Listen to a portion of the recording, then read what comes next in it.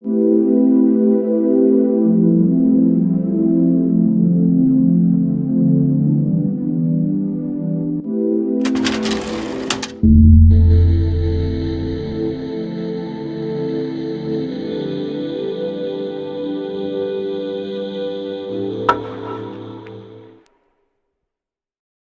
días, me llamo Almendra Burgos. Me coordinó el doctor Josué Vázquez y agradecemos la asesoría estadística al ingeniero José Cortés. Hoy vamos a hablar acerca del suicidio en médicos, que es un tema muy cercano a nosotros. Creo que varios de nosotros hemos estado en contacto con otros residentes, ya sea de esta especialidad o de otras, que han venido a PC o han estado internados por ideación suicida o por intentos suicidas, al igual que médicos. Hay poca información al respecto y pues nosotros debemos de conocer lo más que se pueda para poder implementar programas de prevención. Esto es importante puesto que sí se ha visto que tenemos tasas más altas de suicidio. Efectuamos una búsqueda en PubMed y en Cochrane con las palabras clave Physician, Doctor, Suicide y Rates y nos enfocamos a los ensayos clínicos aleatorizados que contaron con alguna medida preventiva y un artículo que surgió con un buen tamaño de efecto fue el que vamos a presentar. Iniciaremos hablando de generalidades del suicidio, los antecedentes del suicidio en médicos, primeros estudios del suicidio en médicos.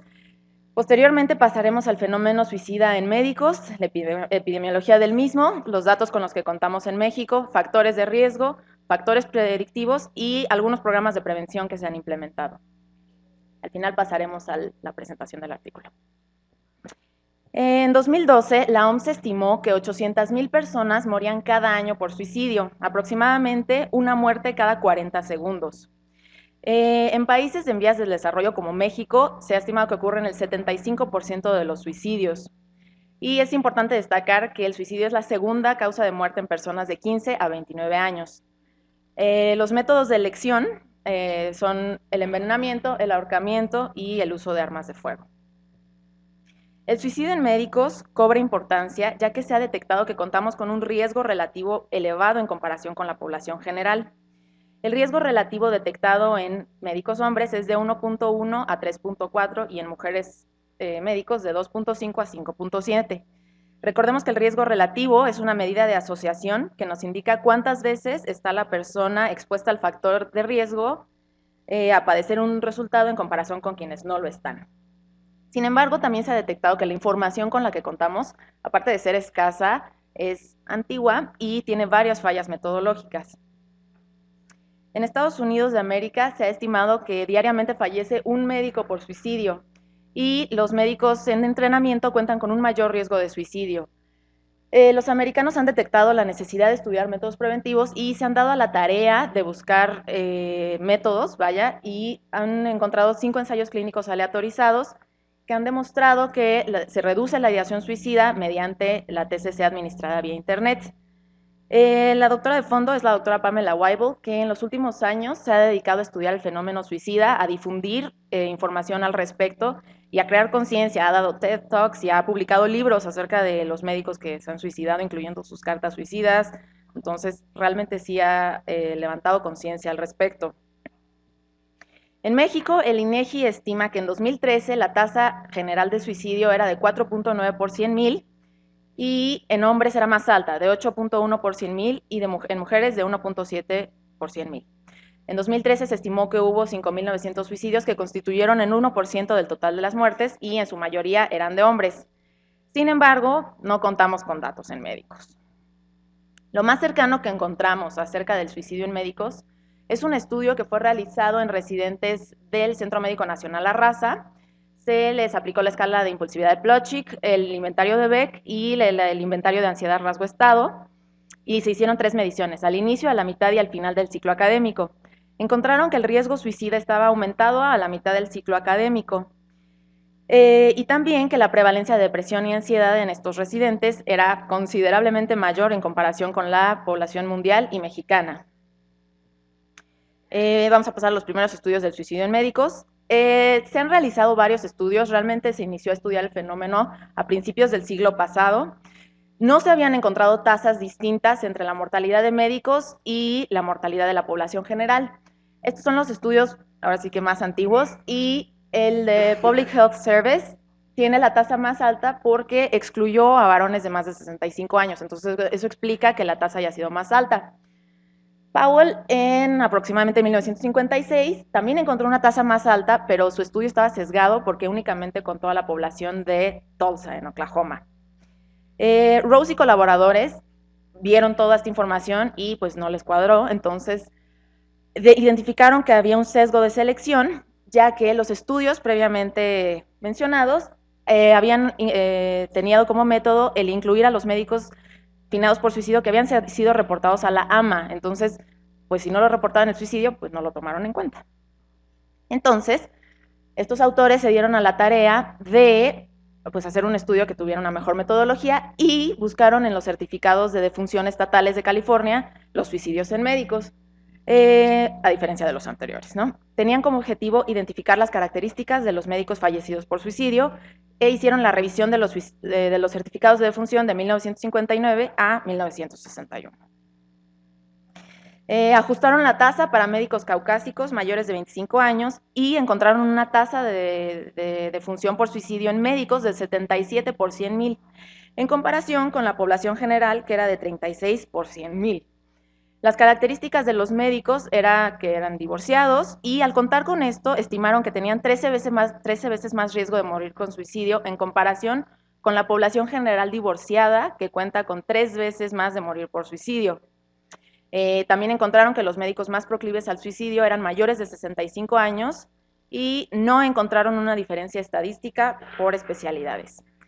Como hallazgos importantes, encontraron que los grupos poblacionales con mayor riesgo eran, en número 1, los químicos, número 2, los dentistas y finalmente los médicos. Varias instancias internacionales, los servicios de salud de Inglaterra, de Estados Unidos, la Asociación Médica Americana y la Asociación Psiquiátrica Americana se han dedicado a estudiar este fenómeno. Y hay varios estudios que han sentado la pauta para el estudio del fenómeno suicida, de los cuales vamos a hablar a continuación. Este proyecto, el proyecto de la AMA en conjunción con la APA, se llevó a cabo debido a una solicitud del Consejo de Asuntos Científicos en Estados Unidos. Ellos vieron que la tasa de médicos estaba elevada y pues dijeron, hay que hacer un estudio. Entrevistaron a familiares de médicos finados por suicidio y a médicos finados por alguna otra causa. Encontraron que el 90% de los médicos fallecidos eran hombres con una edad promedio de 50 años. El 77% tenían un diagnóstico de alguna enfermedad crónica o algún trastorno mental. Esto confería un riesgo relativo de 1.8. Cabe destacar que el 69% tenían la práctica activa, o sea, ya no eran médicos retirados, sino estaban activos.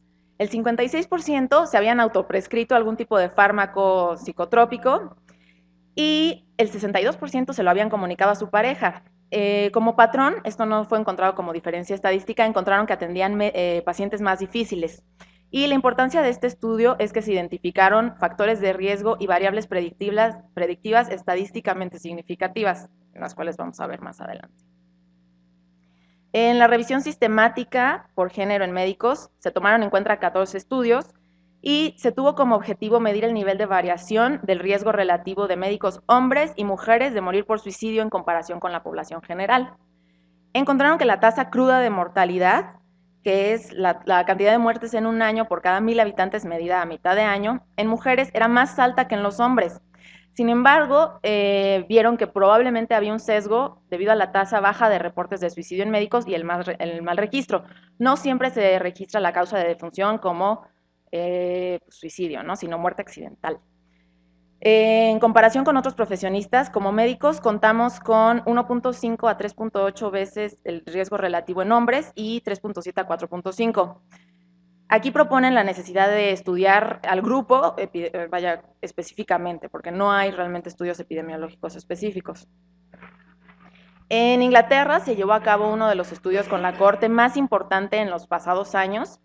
Se estudiaron a los médicos del Servicio Nacional de Salud inglés y, de Gales. Se tomaron aproximadamente 21,000 médicos y encontraron que la tasa de mortalidad combinada en todos los médicos era de la mitad de las tasas de población general.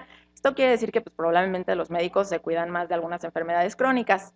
Sin embargo, lo que les llamó la atención fue que las muertes por envenenamiento accidental estaban más elevadas en médicos y más en los ginecólogos. En los psiquiatras encontraron que tenían la mayor mortalidad para todas las causas combinadas, con una tasa de incidencia de 1.12. Las causas encontradas en los psiquiatras fueron envenenamiento, lesiones, infarto agudo al miocardio y ya. Nuevamente este estudio encontró que las mujeres médicos cuentan con 2 veces más riesgo de fallecer por suicidio. Datos obtenidos de un metaanálisis que incluyó 25 estudios encontró nuevamente que la razón de la tasa de incidencia, que es el cociente de las tasas de incidencia entre ambos grupos, del suicidio en mujeres era mayor que en hombres, siendo este de 2.27 y en hombres de 1.41. Pero encontraron que pudo haber una posible sobreestimación porque hay estudios muy pequeños, entonces no tienen el N suficiente para los datos, para que sean estadísticamente significativos. Nuevamente vieron que había una baja documentación de suicidios de médicos en fuentes oficiales y ellos proponen la prevención de la creación de programas específicos.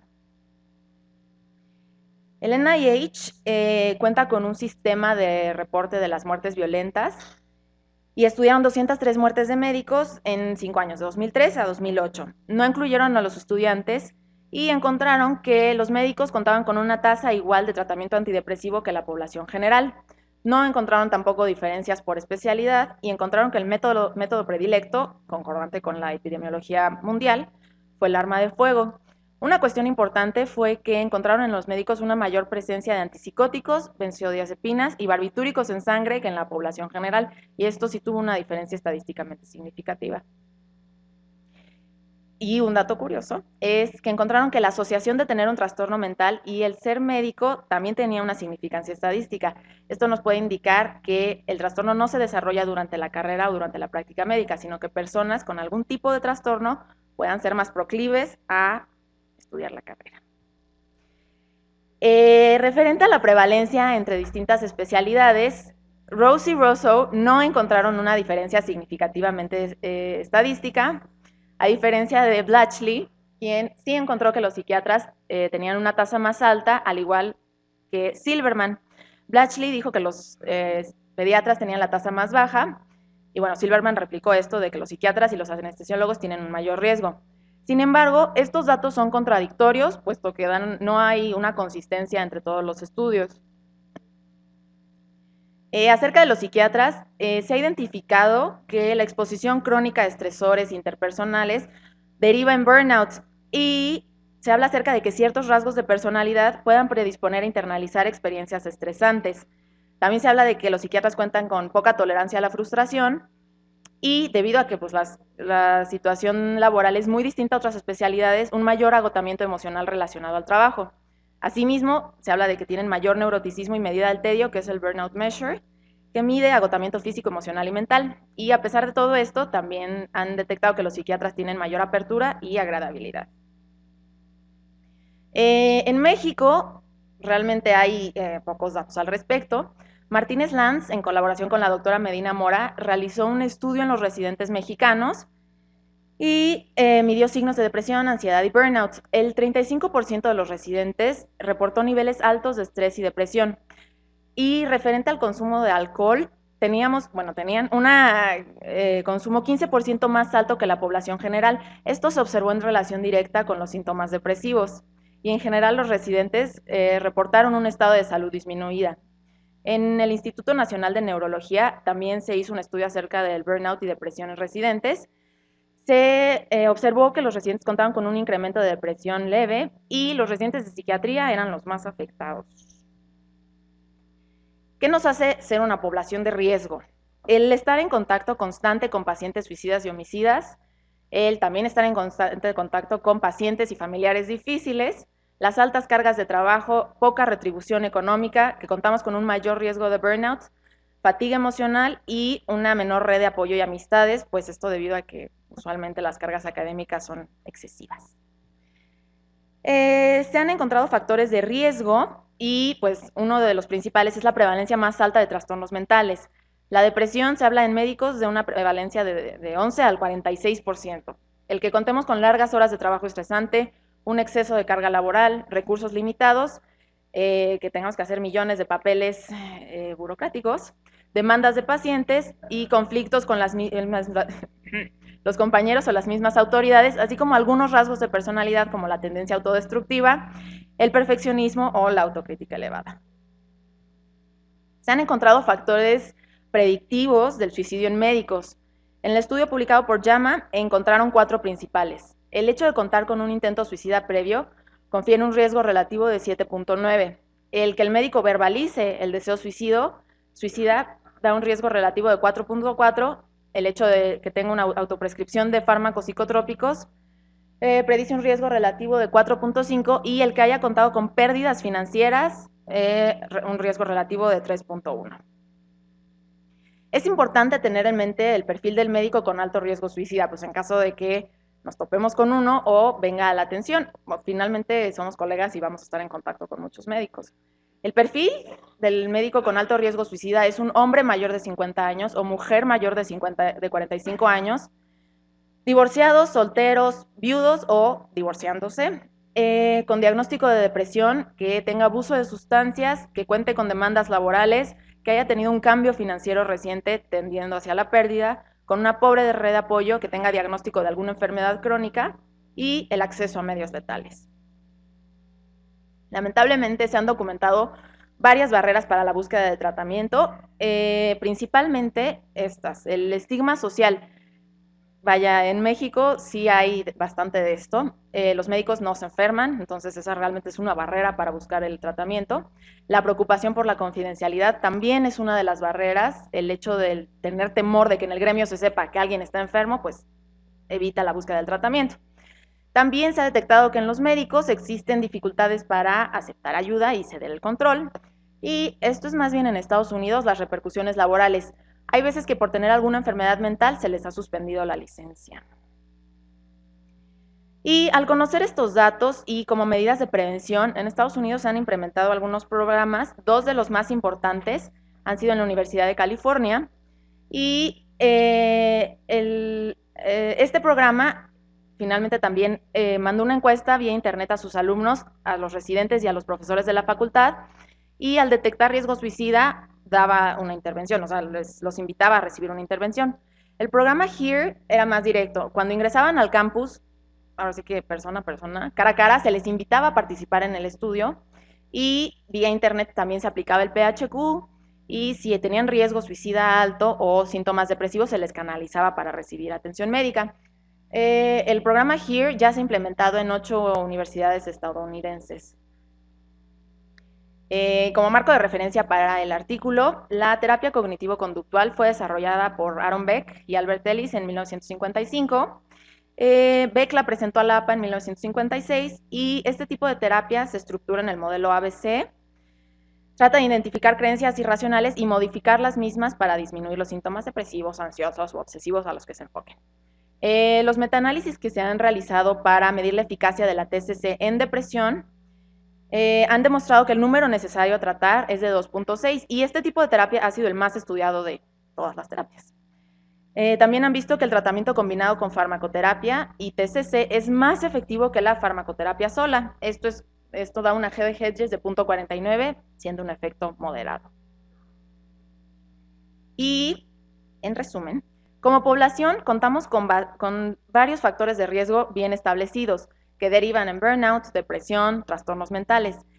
Eso, aunado a que tengamos conocimiento y el acceso a medios letales, y sumado a que no buscamos atención médica, deriva en que tengamos un incremento en las tasas de suicidio en médicos.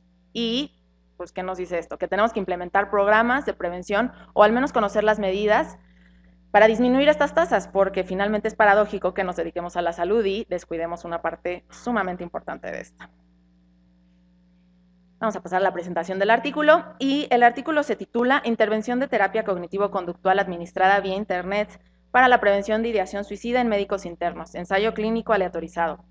La revista de publicación fue JAMA Psychiatry y en 2015 contó con un factor de impacto de 13.23. El objetivo del estudio fue medir la efectividad en la prevención de la ideación suicida de una intervención cognitivo-conductual administrada vía Internet previo al inicio del internado. Fue un estudio diseñado, ensayo clínico aleatorizado, ensayo clínico controlado aleatorizado, en la Universidad de Yale y California del Sur. Se tomaron en cuenta 199 internos durante el periodo 2009 a 2010 o 2011 a 2012 de los servicios medicina interna, cirugía general, pediatría, ginecología y obstetricia y medicina de urgencias. Se dividió en dos grupos, el grupo a recibir la intervención de terapia cognitivo-conductual y el grupo control. De 320 internos elegibles, 121 fueron excluidos por diversas causas, 199 fueron aleatorizados para ser asignados al grupo de intervención y finalmente 100 internos fueron tomados en cuenta en la medición final. 99 internos fueron asignados al grupo control y también finalizaron con esa medición. La intervención consistió en dirigir a los internos asignados a recibir TCC, en enviarles un email semanalmente durante 4 semanas previo al inicio del internado. En este mail se les invitaba a completar un módulo de TCC. En los meses 2, 5, 8 y 11 se les envió nuevamente una solicitud vía email para regresar a la página y revisar un módulo. Al grupo control se les enviaron en las mismas fechas correos electrónicos que tenían información acerca de la depresión, el suicidio y dónde buscar atención mental. Para la intervención en el grupo TCC se utilizó el software MoodGym, que fue desarrollado por la Universidad Nacional de Australia. Y este programa trata de auxiliar a la población con ansiedad o depresión leve, realmente. El programa provee de técnicas para reestructurar la cognición, también provee estrategias para resolución de problemas y eran 4 sesiones semanales de 30 minutos cada una. La primera medición se llevó a cabo 3 meses previos al inicio del internado. En esta ocasión se aplicó el PHQ-9, que es el cuestionario sobre la salud del paciente o el Patient's Health Questionnaire, que consta de 9 ítems. También se aplicó el NeoPR, que es el Big Five, y se aplicó el neuroticismo. No se aplicó extraversión, apertura, amabilidad y responsabilidad. Asimismo, se midieron datos demográficos y ambiente familiar temprano. Posteriormente, se llevaron a cabo mediciones cada 3 meses de la presencia de ideación suicida con la pregunta 9 del PHQ. ¿Ha pensado que estaría mejor muerto o se le ha ocurrido lastimarse de alguna manera? Y se continuó con las mediciones de depresión e ideación suicida al menos 6 semanas después de cada intervención. O sea, cada que se les mandaba un mail para revisar un módulo al grupo TCC o cada que se mandaba un mail al grupo control. El análisis estadístico se llevó a cabo mediante el programa Biostat, donde se determinó un número de muestra de 200, esto para tener una potencia del 90% y detectar una diferencia entre grupos del 50% en reducción de la ideación suicida. Como resultados, del total de los internos, la edad media fue 25.2 años, el 49% fueron del género femenino, 43% se identificó como perteneciente a una minoría racial. No se encontraron diferencias estadísticamente significativas en variables demográficas, características clínicas, servicio de rotación o universidad. Tampoco encontraron diferencias estadísticas entre la búsqueda de tratamiento entre grupos o al iniciar tratamiento farmacológico. Para medir la aceptabilidad del estudio del programa MoodGym, midieron qué porcentaje de los alumnos habían completado los módulos. El 88% completaron un módulo, 78% 2 módulos, 65% 3 módulos y el 51% 4 módulos, que era el total. Y bueno, aquí observamos que las variables sociodemográficas no contaron con alguna diferencia estadística significativa referente al grupo TCC y al grupo control. Tampoco se observó una diferencia en las variables cuantitativas ni en el servicio de rotación. En cuanto a la ideación suicida en ambos grupos, el 2% del grupo de TCC presentó ideación suicida en al menos una medición de seguimiento en comparación con el grupo control que presentó 21.2% de ideación suicida, o sea, el 21.2% presentaron ideación suicida. Con esto concluyeron que los internos en el grupo TCC eran 60% menos propensos a presentar ideación suicida en comparación con el grupo control. Determinaron un riesgo relativo de 0.4 y, dicho de otra manera, los participantes del grupo control tienen 2.5 veces más riesgo de presentar ideación suicida que los participantes del grupo TCC. Determinaron que el tamaño del efecto de la TCC fue de 1.97 y el número necesario para tratar era de 11. El efecto de la intervención se sostuvo durante un año. Y bueno, realmente Poco porcentaje de los internos, 10 al 20%, utilizan recursos tradicionales en salud mental. Entonces, esta intervención realmente confiere una probabilidad de prevención de la ideación suicida con mucho menos carga de estigma. El brindar estrategias basadas en evidencia en los inicios de la carrera médica va a promover la salud mental y, por ende, pues un mejor desempeño en la profesión. Este es un método fácil de administrar, autoadministrable, asequible y compaginable con los horarios difíciles de los médicos y confidencial. Como conclusiones, este estudio demostró la factibilidad, aceptación y efectividad de la intervención de TCC vía Internet para disminuir la ideación suicida en los internos. Se debe intentar difundir un método sin costo, accesible, práctico y eficaz para mejorar los problemas de salud pública en los médicos, que ya vimos, pues los datos son terribles, ¿no? Esta es una herramienta promisoria para mejorar la salud mental en los médicos y disminuir el alto riesgo suicida con el que contamos. Gracias.